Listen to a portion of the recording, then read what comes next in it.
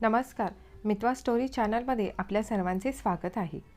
मागील भागात आपण पाहिलं निखिल, रागिनी, मुग्धा, साहिल, मृणाल आणि श्रावणी यांनी बऱ्याच प्रकारचे प्रयत्न केलेत आजोबांना मनवण्यासाठी. पण आजोबा त्यावेळेस कोणाशीच एकही शब्द बोलले नाहीत. पण थोड्या वेळाने आजोबा आणि घरातील सदस्य हे छानपैकी तयार होऊन पार्टी करत होते. डान्स, मौज मजा मस्ती करत होते, तेही श्रावणीने आणलेल्या कपडे घालून. हा सर्व प्रकार आधी रागिनी आणि मुग्धाने पाहिला. त्यानंतर घाईघाईने त्या सर्वांना बोलवण्यासाठी गेली. सगळे जेव्हा समोर आले तेव्हा समोरचं दृश्य पाहून ते सगळे शॉकच झालेत. तर पाहू आता पुढे. अरे, हे सगळे एन्जॉय करतात, तेही आपल्याला तिथे एकटं सोडून. चला आपण विचारू तरी नक्की काय प्रकार आहे हा. मला तर बाबा विचारल्याशिवाय अजिबात चैन पडणार नाही. तसा निखिल पुढे झाला आजोबांना विचारण्यासाठी. तो डायरेक्ट येऊन आजोबांसमोर येऊन उभा राहिला. आजोबा तुम्ही? निखिल एवढंच बोलला तर आजोबा लगेच त्याचा हात पकडून त्याला डान्स करायला सांगत होते. अरे निकू, नाच, पार्टी एन्जॉय कर आपली, आजोबा म्हणालेत. तसा निखिलने थोडंसं अंग हलवलं आणि नाचू लागला. आजोबांनी त्याचा हात धरूनच ठेवलेला होता. आजोबा, डान्स तर खूप करेल, पण पहिले जरा मनातल्या शंकेचं निरसन तर होऊ द्या. आम्हाला सगळ्यांनाच खूप उत्सुकता लागलेली आहे की हे सगळं अचानक कसं काय झालं. बरं ठीक आहे, थांब, तुम्हाला जाणूनच घ्यायचं आहे तर मी सांगतो. आजोबा गेलेत आणि त्यांनी आधी म्युझिक बंद करायला सांगितली. आजोबा सेंटरला येऊन उभे राहिलेत. बाळांनो, तुम्ही सगळ्यांनी माझी बऱ्याच वेळा माफी मागितलीत, पण आता तुम्ही सगळे मला माफ करा.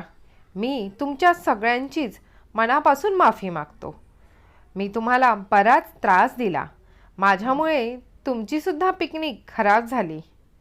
आजोबा, तुम्ही असं काय म्हणतायत? प्लीज असं नका बोलू, साहिल म्हणाला.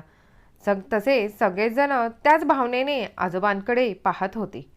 अरे बाळांनो, तुम्ही माझी इतक्या वेळा माफी मागितली, तर मग मी एकदासुद्धा तुमची माफी मागू नये?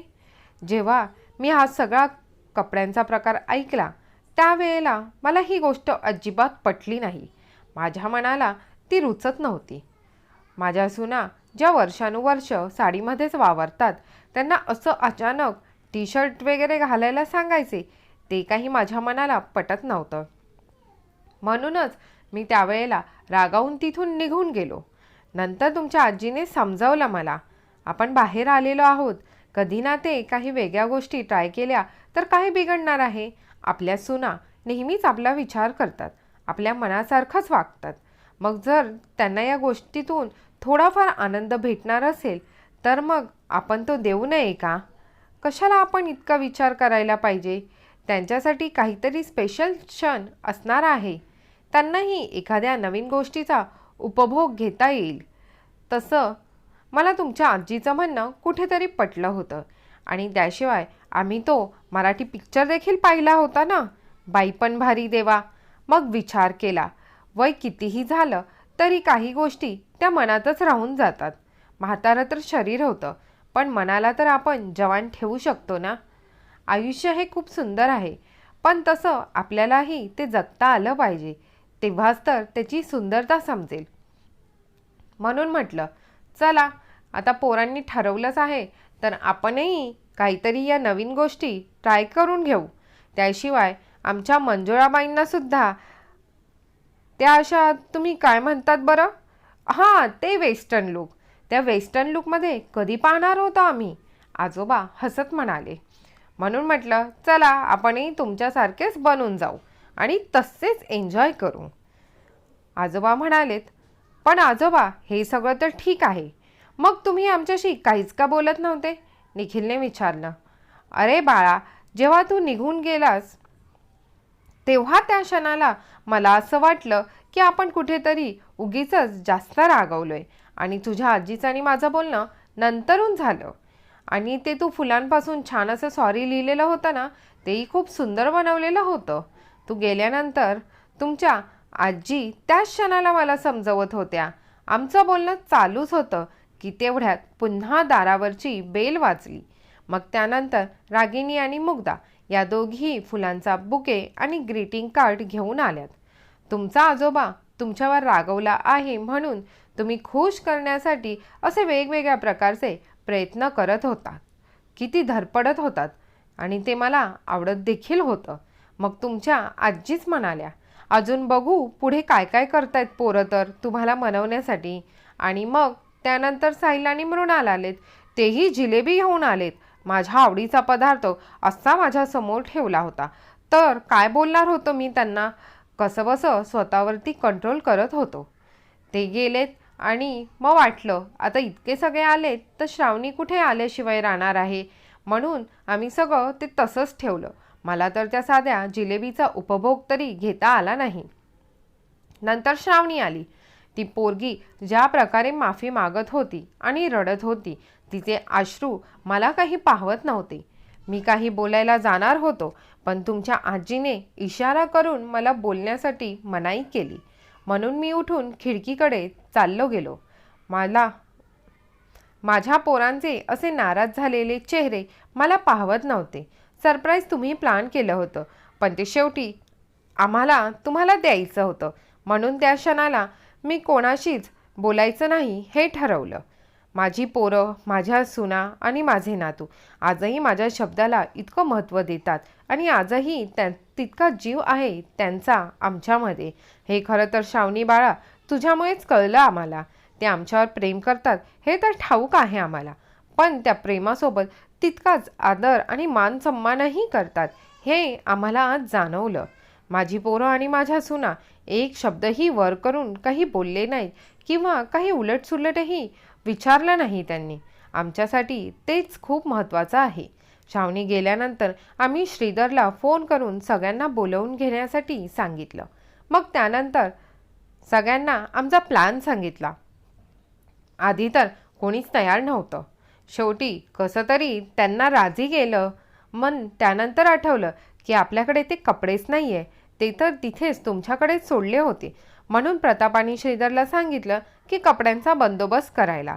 तुम्ही पोरं अगदी कपड्यांची बॅगसुद्धा सोडून कुठे दुसरीकडेच गेला होतात. ती बॅग तिथेच पडलेली होती. तर प्रताप आणि श्रीधर ती बॅग घेऊन इकडे आलेत. त्याशिवाय प्रतापने त्याच्या ओळखीने आमच्यासाठीही काही कपडे मागवून घेतलेत. मग आम्हीही छान बघ कसे मस्त तयार झालो आहोत. श्रावणी, तू फक्त स्त्रियांचाच विचार केलास, आमचा विचार केला नाहीस तू, आजोबा श्रावणीला चिडवत म्हणाले. तसे श्रावणी लगेच आजोबांकडे आली आणि त्यांना बिलगून रडायला लागली. सॉरी आजोबा, खरंच खरंच खरंच सॉरी. मी तुम्हाला खूप हर्ट केलं त्यासाठी. अरे बाळा, सॉरी म्हणू नकोस. खरं तर माझाच थोडा समजण्यात गैरसमज झाला. उलट मी तुला सॉरी म्हणायला पाहिजे. तुला इतकं रडवलं आणि माझ्यामुळे तुला खूप काही ऐकावंही लागलं असेल. तू खरं तर जे केलं ते या घरातील स्त्रियांचा आनंदाचाच विचार करत होतीस. मी रागवल्यामुळे तुला किती जणांचे बोलणे ऐकावे लागलेत. कावेरी, आता महिनाभर या पोरीला अजिबात ओरडायचं नाही आणि जर हे दोघेही तुला काही बोलले की तू लगेच मला फोन लावून सांग. मग मी बघतो या दोघांना. आजोबा कावेरी आणि प्रतापरावांकडे पाहत म्हणालेत आणि तसंच श्रावणीच्या डोक्यावर मायेने हात फिरवत होते. थँक्यू श्रावणी बाळा. हा असा अनुभव घेताना खरंच फार छान वाटतंय. असं वाटतंय की पुन्हा एकदा जवान झालो आहोत आम्ही. आणि आमच्या मंजुळाबाई तर फारच सुंदर दिसत आहेत. आजोबा आजींकडे हात दाखवत हसत म्हणाले. श्रावणी, तू जे काही बोललीस किंवा तुला कोणी काही ऐकवलं असेल तर बाळा ते सगळं विसरून जा. तुझ्या डोक्यातून ते सगळं काढून घे. तू आमच्याच परिवाराचा एक हिस्सा आहेस. तू तुझे मत आणि तुझे विचार या परिवाराबद्दल नक्कीच देऊ शकतेस, आजोबा म्हणाले आणि त्यांनी श्रावणीला जवळ घेतलं. थँक्यू आजोबा, पण तुम्ही ॲक्टिंग खूप छान करतात श्रावणी थोडीशी हसत आणि रडल्या स्वरातच बोलत होती. अगदी कोणालाही भासू दिलं नाही की तुम्ही ही ॲक्टिंग करत आहात. आजचा दिवस अविस्मरणीय करायचा होता तर तो तुमच्यासाठी आणि आमच्यासाठी दोघांसाठीच झाला. मी तर कधीच हा दिवस विसरू शकत नाही, श्रावणी हसत म्हणाली. चला आता तुम्हा पोरांना डान्स करायचा होता तर आम्हीच करायला लागलोय. असाही बराच वेळ वाया गेलाय आपला, आजोबा म्हणाले. तर आजोबा ग्रुप डान्स तर आपण बऱ्याच वेळेस करतो, पण मला असं वाटतं की आता एकेकाचा कपल डान्स झाला पाहिजे. सगळ्यात आधी तुमचा आणि आजीचा नंबर, निखिल म्हणाला. छे छे, कपल डान्स वगैरे काही नाही हा, आम्हाला काही येत नाही असं करायला, आणि त्याशिवाय आम्ही काही जवान आहोत का रे असे कपल डान्स करायला. काहीही बोलतोस तू, आजी म्हणाल्या.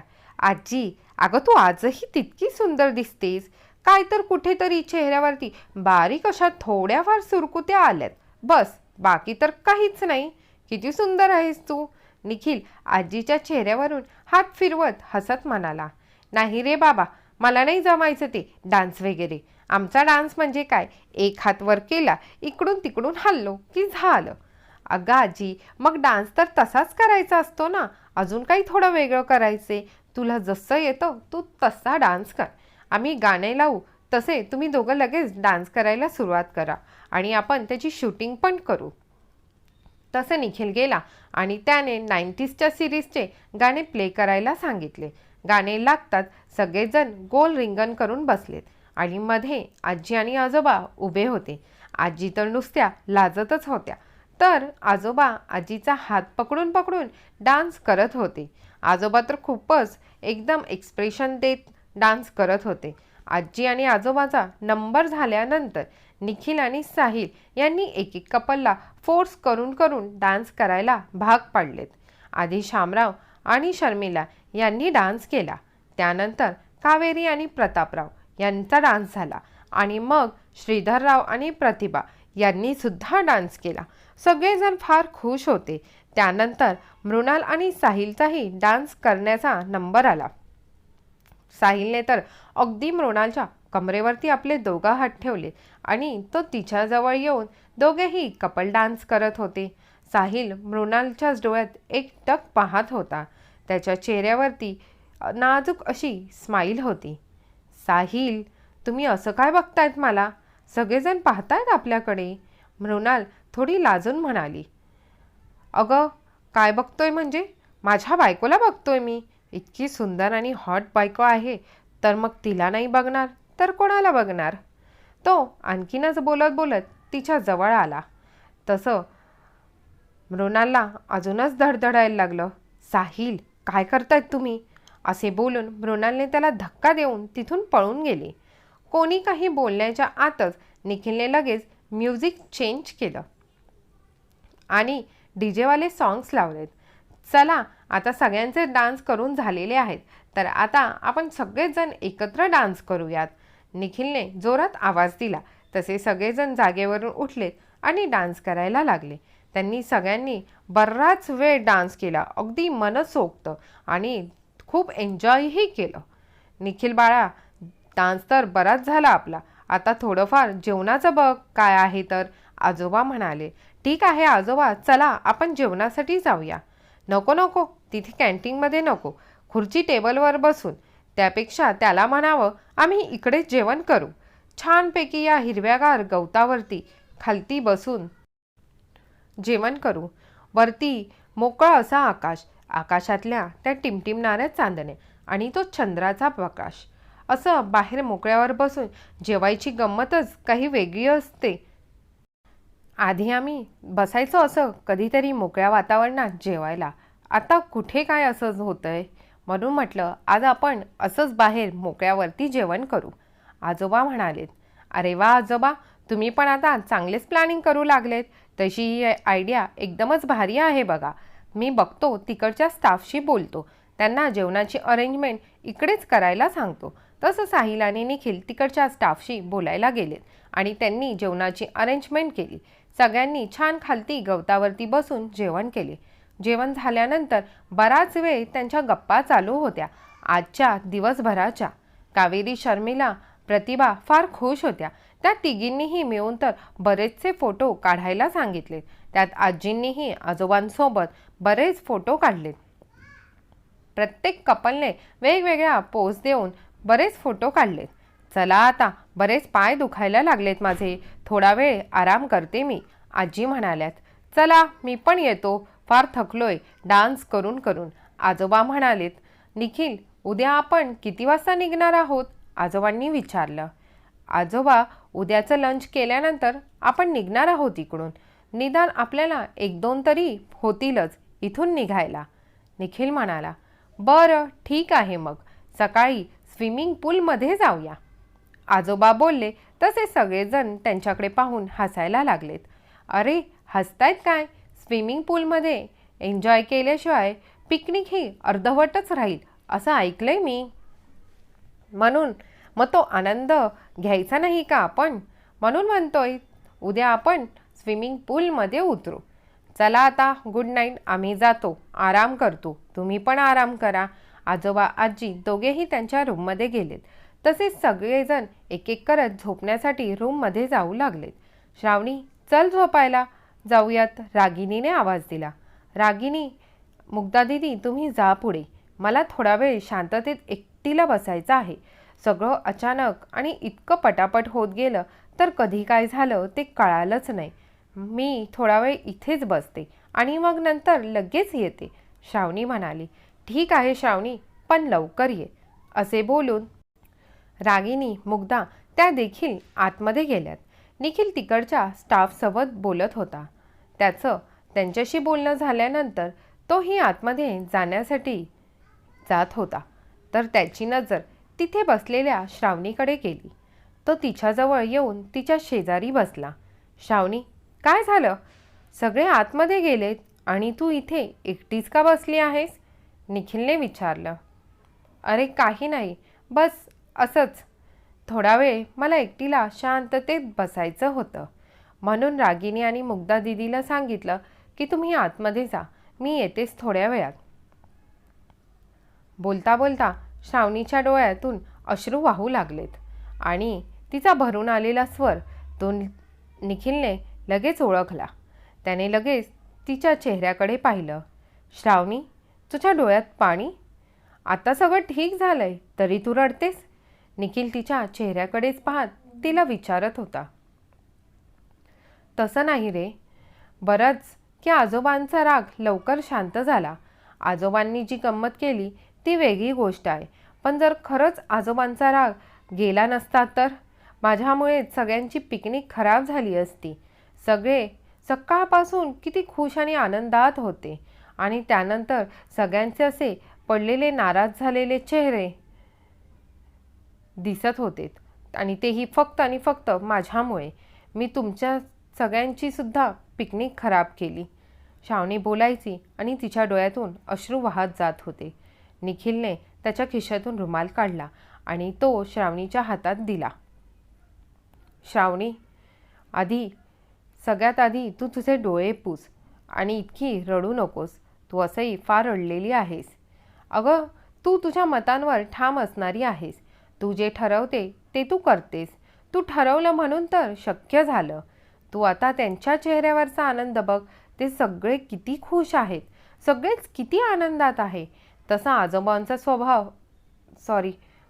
आजोबांचा राग स्वाभाविकच होता आणि ही गोष्ट आपल्याला कुठेतरी माहीत होती की ते आधी चिडणारच आहेत.